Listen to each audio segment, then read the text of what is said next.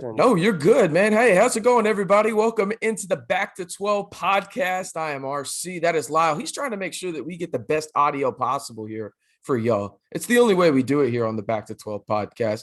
And on today's podcast, we are going to, have an interesting discussion because, Lyle, first and foremost, how you doing, my guy? Oh man, blessed to be in your presence, trying to live my best life. Honored to be, on the podcast back again. Had to wait a long time to get back on here. It's a great games going on. Football season. I mean, hell, it's a great day. It's a great day. I think this is going to be a fun podcast because I don't even want to sugarcoat what this is. It's Texas week. You obviously were involved in the biggest game in Texas Tech history. We'll talk about your experiences against the Longhorns. And then we'll also talk about something that I feel like has kind of been the talk of Texas Tech football, Twitter, Facebook, wherever the hell you get your information. Doesn't really matter. And it's the Texas Tech offense. And I don't think there's really a better source in terms of a current former, this is going to sound weird. It sounds hypocritical here almost in a way.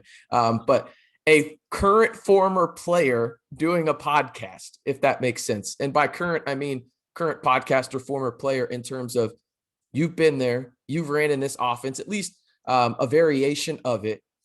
And I think a lot of Texas Tech fans are kind of just bewildered by this offense at this point. But let's just recap it real quick. Obviously didn't go the Red Raiders' way in Raleigh. 27-14, probably should have been 20-14. But obviously the pick six by Donovan Smith. The Texas Tech defense is legit. I mean, this is the best defense since probably you were roaming the sidelines in the 806, if we're being honest about it, Lyle. But again, let's just jump right into this because this is the biggest question. And you and I were talking off air about this because you know how this goes. And I like to think I know football. And I think a lot of people that watch and listen to us like to think they know football too. And I don't think that they don't, right? Like I think that they probably do know football, but there is a different level to it when it comes to actually being involved in it. So when you hear Texas Tech fans, critics, whatever it may be, saying that maybe Zach Kittley is throwing too many screens or like, why is he not adjusting the offense? What goes through your mind as a guy that obviously called plays on Friday night yourself, right? But has also called and ran plays for this type of offense that Zach Kittley has currently at Texas Tech?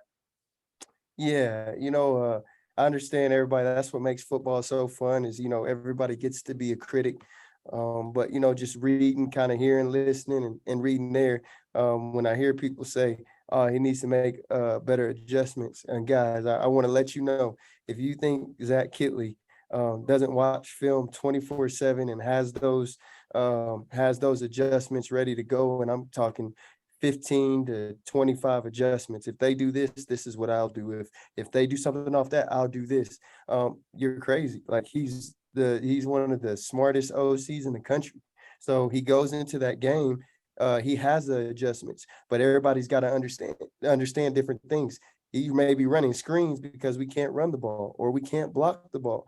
We may not get in a certain formation and use certain people because when we get in that formation, it gives us a disadvantage. So people got to understand he knows that certain stuff. It may be the number one, the linebacker that got hurt. He's one of the top linebackers in the country. Well, maybe when we use the tight end, it brings him down and he blitzes off the edge, and we sure can't block the number one, or not the number one, but a top linebacker in the country. So I think you've got to understand what's going on. They had three people rushing and dropped everybody back. And I hear people talking about Donovan Smith. Well, guys, I don't know if you've ever been there, probably not. But if there's a 305-pound guy getting in the backfield and there's 8 people drop back for 4 receivers, it's kind of hard to see people and make those plays. I think over time, never like to toot our own horns, but I think sometimes as Texas Tech fans, we get a little bit of success and then people just go crazy. Like, hey, this should be an undefeated season. Like we were 2-0, beat a ranked team. Coach Kittley and Coach McGuire, all those guys, they're inherited guys that they're coaching. And they played a top team in the country. And people say, man, what happened? Why did we lose? They were better. I mean, they're a better team than us. We really lost, like you said, by 6 points. So you guys got to understand. I know I hear a lot of slander on Donovan Smith, but those guys were good. And yeah, the defense did a great job. But you also got a veteran quarterback, top quarterback in the country that protected the ball in a different way. He may have not had success, but he was able to hold the ball and do the things that they need to get done. So I think people just got to understand, they got to see why Kittley's doing stuff, because you never know. He made an adjustment, receiver may have run the wrong route. He made an adjustment and the tackle didn't communicate with the center and it messes up all those. So people got to understand the full game when they're making those suggestions. He has those suggestions, but at the end of the day, if your receivers got to make plays, your O-line got to make plays, running backs got to make plays. And if you make adjustments, everybody's got to feel comfortable enough to do those adjustments. And I think sometimes people forget that this is not his crew. So if you're telling the running back, hey, I need you to pick up this end because we're sliding the offensive line, meaning everybody move to the gap to the right of them, and that running back runs a route, that leaves the quarterback's backside untouched. So if you made that adjustment, we get sacked. Next time you don't feel comfortable making that adjustment, that might help you on what you're trying to do. So I think people just really need to watch and understand. And that's what the game is for. I love it. I love being criticized myself as a coach, but a lot of times people don't fully understand. And, let's talk about how many drops were there. We want to talk about Donovan, but how many drops were there? And I think over time, our fans at Texas Tech, we just got yeah. Yeah, I and think there was 5. And if we include the Morton one that led to his interception too, I think there was 5. Right. And then at the end, people got to realize when you're coming in as a quarterback, Morton, and not take anything away from him, I think he's a great player. But y'all got to understand, when you're coming in, you're losing to a ranked team. You have nothing to lose. You're not going to be starting. It's easier to come out there and not make a mistake. If he goes out and throws an interception, well, he's a third string guy. That's okay. That's what he's supposed to do. He comes out and completes balls. Yeah, that dude needs to be ahead of Donovan Smith. And I tell people, and I love Texas Tech with my whole heart, but I'm always going to be honest. I don't think we win with any quarterback we have on our roster, healthy or not. I just don't believe that. I think down the road against NC State, right? We play them again next year. Yeah, against NC State. Okay, gotcha. NC State. Yeah, because we beat Houston in overtime, which is Houston is a good team, but they're not a great team. And those guys, I think, like I said, NC State is by far the best team that we played to this point. And so I think people got to realize and just understand we're building right now. And yes, we won 2 games, and that's awesome. But beating North Carolina State would have been a bonus. That's if you asked any critic before the season, if you asked any of our own fans before the season, they would have said, "No, we're not going to win." And then we play them, don't win, and everybody just flip script. Well, we should have beat them more often. No, y'all knew ahead of time. Y'all didn't predict us to win. So I think it's just understanding the game, and it's cool to kind of watch and see. And I can see different things that he's trying to do. But like I said, I tell my kids this all the time. It doesn't matter how good of adjustments I make. You guys have to make those plays. You have to make the block. Mm-hmm. You have to be able to do that. And like I said, I think the biggest thing I feel bad for Donovan is he gets so much slack. But like I said, previous quarterbacks, I think the receiving core is good. But do I think it's one of the better receiving cores we've had at Texas Tech over the years? Absolutely not. And so I think those guys are learning. I think they'll get better, and I think they'll do a good job. But how much separation are those guys really creating for that quarterback? And that's really a question. I'm glad you brought up separation, because that was one of the things I was meaning to ask you about. This is there's ways that obviously the players have to make the plays, right? The coaches can make adjustments to obviously create space. And my question really comes down to this, and we were talking about this off air as well, that they're throwing a lot of screens. And you and I both know that that's just kind of a way to have a passing run game, almost in a way, right? Like it's the byproduct of the run game because your offensive line isn't doing well in the running game. And let's be honest, Texas Tech has struggled run blocking. It's a fact. But my question to you when it comes to spacing is the middle of the field. Why is Tech, and it's not even the Zach Kittley scheme, I think it's just this scheme in general, it seems like, all right, let's focus on getting outside, right? When there's so much real estate in the middle of the field in this scheme, why aren't they utilizing that? I think, for the biggest part for Kit, like you said, screens are a cheat run play. Okay. And it doesn't cost anything for those guys to, if they played us most of the night with 3 guys and we struggle to run the ball. So Hmm. it's a way to slow down their rush. Obviously, we're struggling with the rush. And the middle of the field is always open, but that's a very tricky part when it comes to it, because you got backers that drop. They're dropping back 8 all night, so it may look open, but those are tough throws when you've got, for the most part, you'll have a backer outside, an outside backer. You have that inside backer, and those are tight throws. So yeah, it looks good, but those are tight throws. Those are hard throws that I think sometimes are very hard to throw, especially when there's people in your face, and it takes time for them to get there. And like I said, the fact that they rushed 3 people and felt comfortable and did their thing with 3 defensive linemen, that says a lot. But that's one of those things, I'm sure he kept them. I saw him kept the running back in the block a couple times. I saw him release the running back. Yeah. And like I said, that's one of those things. If your quarterback is not completing those, and like once again, Donovan, let's see what he was. He was 21 for 36, 5 drops. You take away those 5 drops, he's 26 for 36. I don't know what that percentage is, but About 26, 66%. Yeah. It's not that's awful. not awful. And if you look at NC State's quarterback, they're 15 and 23. Yeah. That's not that much higher. Yeah. I think from like the fan perspective, and again, you're going to always know football better than me because you've done both sides of it, right? But I think just from the fan and the media side of it, for me, is okay, I see green grass in the middle of the field. You should put somebody there, right? Like, I know it's not, as A to B as that, right? Like, I get it. There's other ways to do things and get to that.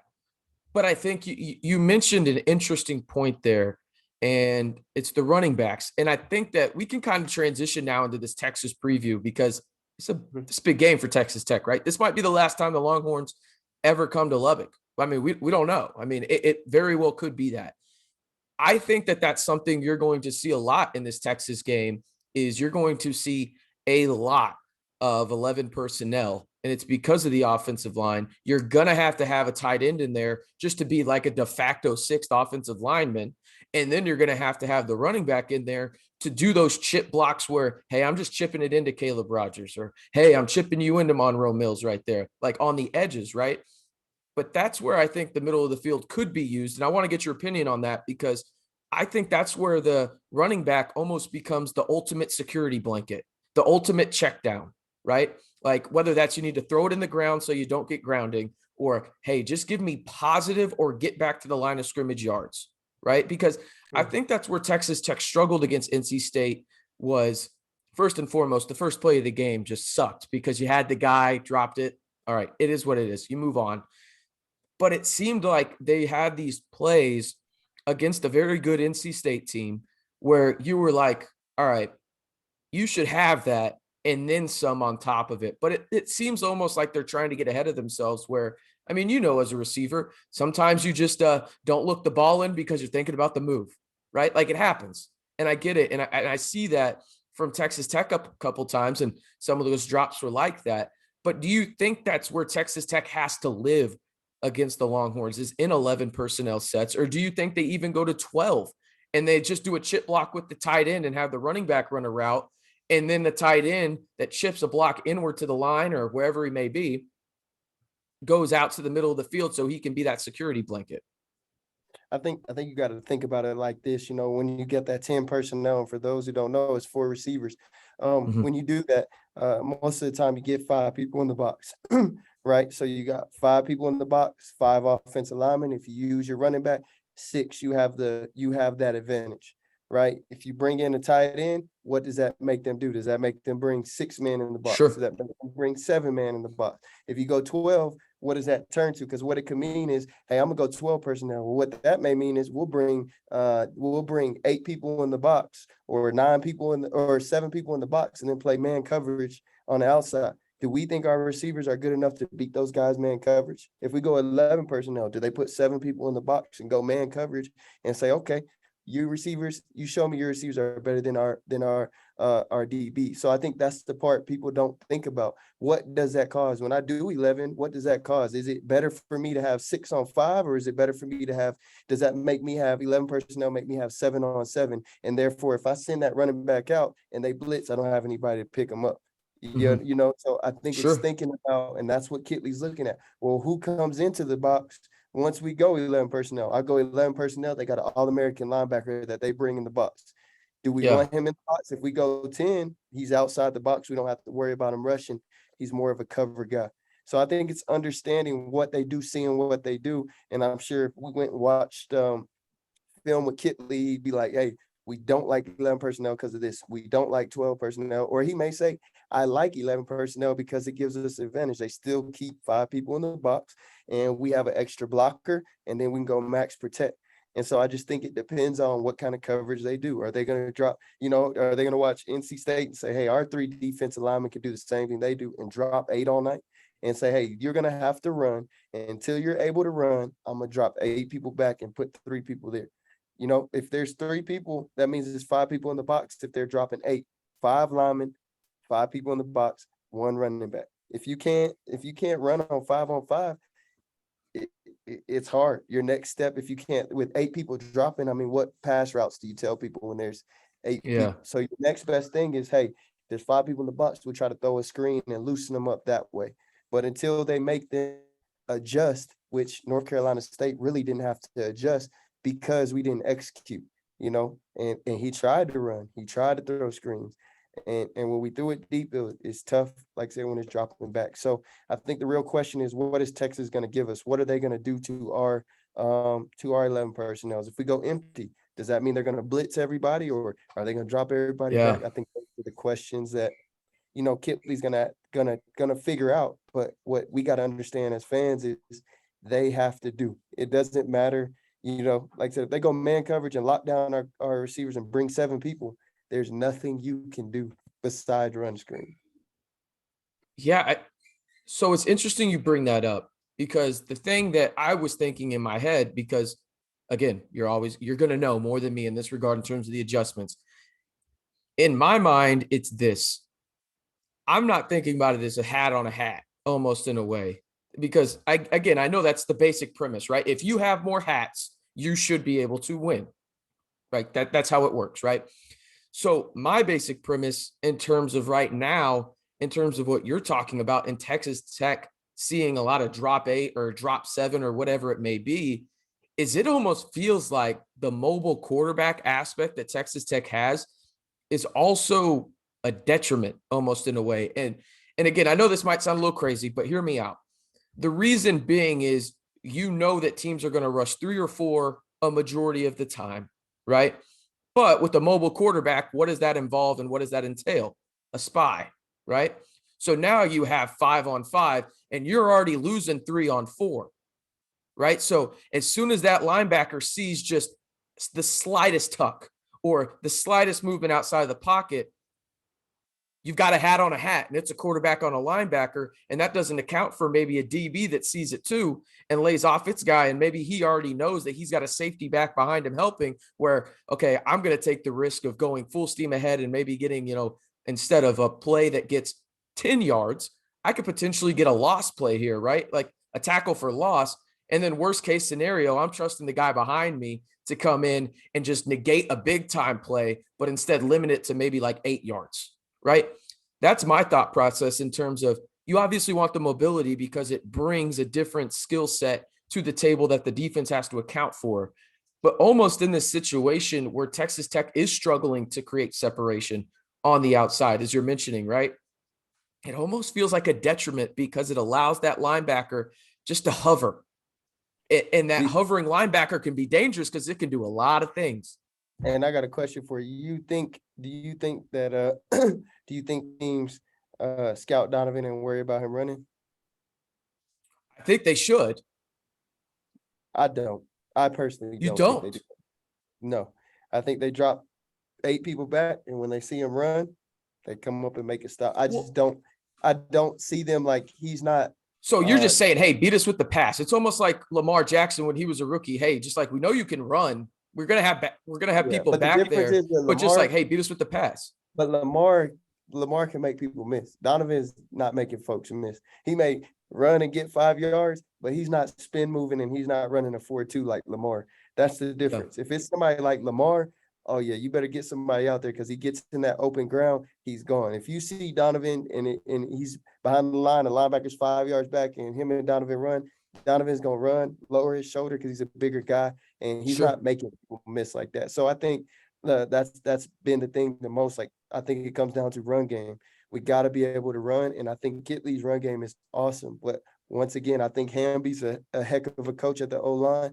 But you must do. And I think that's the biggest thing right now. I don't think they're scared of run game. Do we have really good running backs? Yeah. They shouldn't be. Again, yeah. But once again, when we play Murray State, I mean, running backs had 3-4 touchdowns. We threw for 5. Yes, it was Murray State, but they go hand in hand.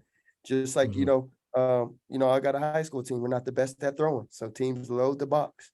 And until we're able to figure out how to throw and catch, it's going to be hard for us. And I think that's the biggest thing. It's everybody has adjustments, like they say, everybody got a plan to get hit in the mouth. So I write down every Friday, I know if they do this, this is going to work. If they do this, this is going to work. And then when you go out there and it doesn't work, you're like, dang, that didn't work. Let me try the next one. Dang, that didn't work. At some point, you're going to go on the fly and try to figure it out. But you have those adjustments. You know that they're going to work, but people have to execute. And I think for the biggest part, it's been each unit, and Donovan gets all the slack. But I don't necessarily think the running backs have always hit the right hole. I don't think the O-line have blocked great. The receivers dropped the ball. I don't think Donovan's made the best decision. It's an overall thing. And so I think just overall, when we point out fingers and say, hey, that guy, I just don't think with any of those quarterbacks, we win the game. And that's simply because we got a first-year coach, not his recruits. You know what I'm saying? This new people in. So I think we got to remember that. And as Texas Tech fans, I love Texas Tech with my whole heart. Best fan base in the nation. But I think sometimes we are unrealistic about things when it comes to it. Like Texas Tech really on our team was 10-0 one time. We've been 10-0 one time ever. We finished middle of the pack every year except for the 1 year we tied for first.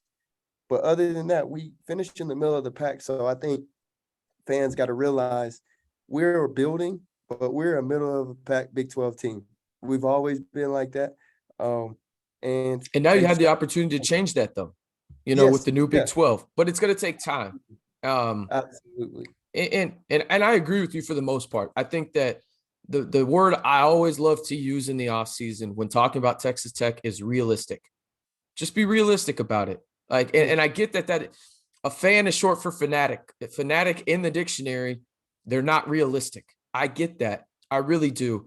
But yeah, man, I want to talk about some of these players real quick because we got about 10 minutes left in the podcast here on the Texas side. Because I think a lot of what you've already talked about, Lyle, doesn't just talk about the North Carolina State game. It talks about the Texas game too, right? And that's just the fact of it. But a couple guys you got to know from Texas is Bijan Robinson. I mean, he could win the Heisman. The dude is he's a freak. He's probably going to be a first-round running back, and they don't do that anymore. They really don't. Xavier Worthy is a guy to know as well, and then Wigington as well. Those are two electric wide receivers. And by the way, Bijan Robinson is also really good in the backfield in terms of catching the football. When you look at who's going to be the quarterback for them, I've heard Quinn Ewers is practicing. Let's be real. I think it's going to be Hudson Carr. And Hudson Card's a pretty good quarterback. I don't think people should slouch on him. He's a 4-star quarterback that's good. Steve Sarkisian knows how to get the best out of his quarterbacks. On the defensive side, and we talked about this in terms of what Texas Tech could see, we go back to that linebacking position that we were talking about. And those are the two guys that I'm looking at most. It's Ford and Overshawn. Overshawn is a legit dude. I mean, he might be a first or second round pick for the Texas Longhorns next year. That dude is a dude and absolutely physical. I'm going to butcher his name, but the guy on the defensive line to look for is Aguzio.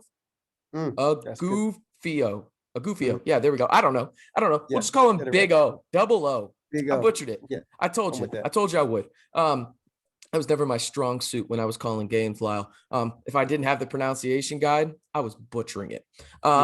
Just me. But that's a guy to look for. And I know that Texas fans will come at me in the comments. It's fine. I don't care. But they have guys that just, when I look at this, Lyle, and I want to get your prediction in this one because I think it's interesting. Again, last game that Texas probably plays in Lubbock. I mean, let's just be real about it. That's what it is. What's the one thing you are watching for most in this game if Texas Tech is going to pull off the upset at home? And yes, it is an upset. Texas is favored in this one. The number 22 Longhorns is favored by 5.5. What is the one thing, either side of the football? I don't care. Texas Tech has to do this to make a W more likely or to make it happen. I think defensive line's got to dominate. I think that's what it comes down to. Our DBs, like I said, are probably our strongest, or one of our strongest, besides the D line, is probably one of our strongest suits. So I like the matchup. Worthy is a guy, but I'm anxious to see if we get pressure to slow him down. Even like with Houston, we talked about Dell. I think I said, what's his name? Dell, whatever his name is. Nathaniel Dell. Yeah, Nathaniel Dell.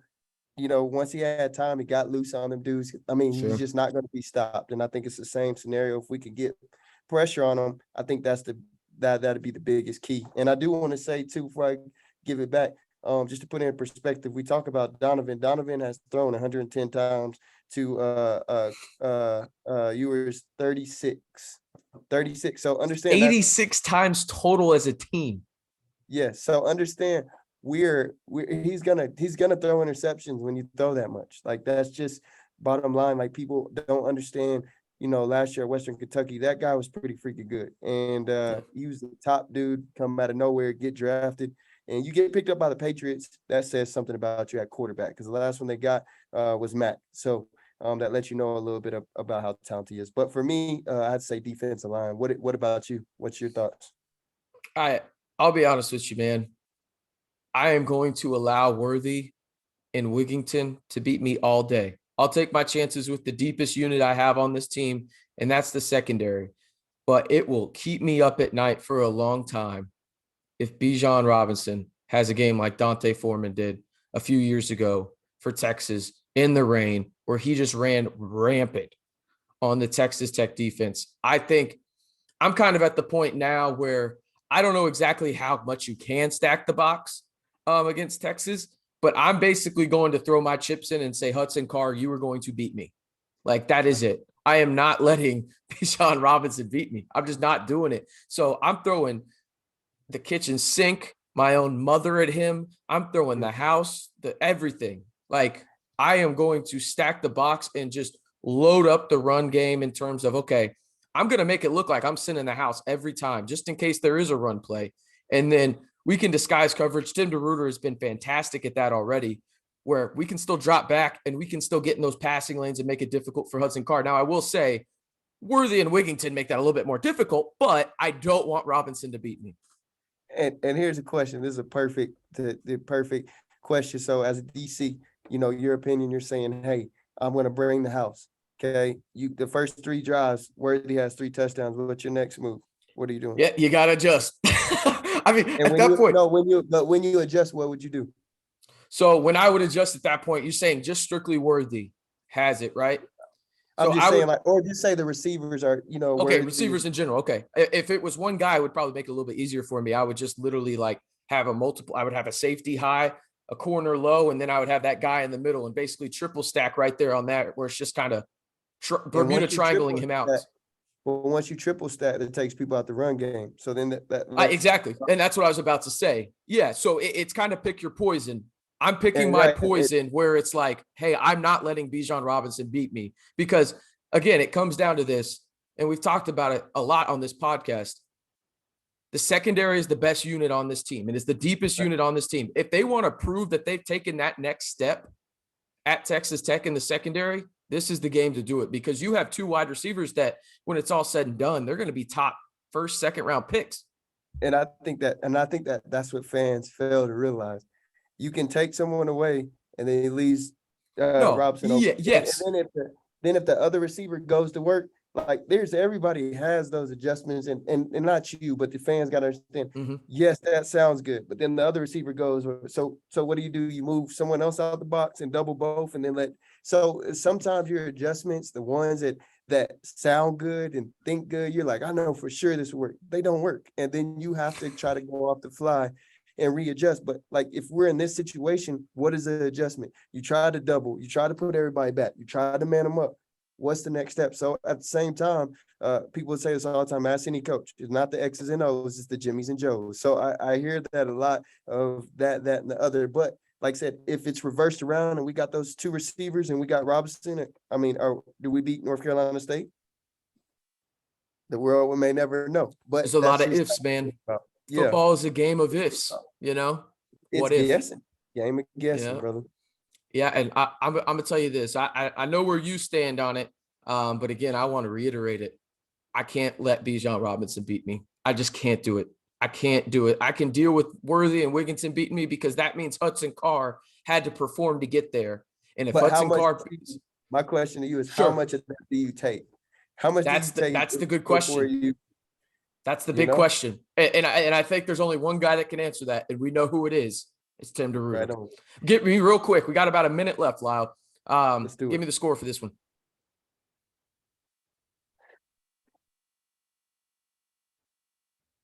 I'm gonna go with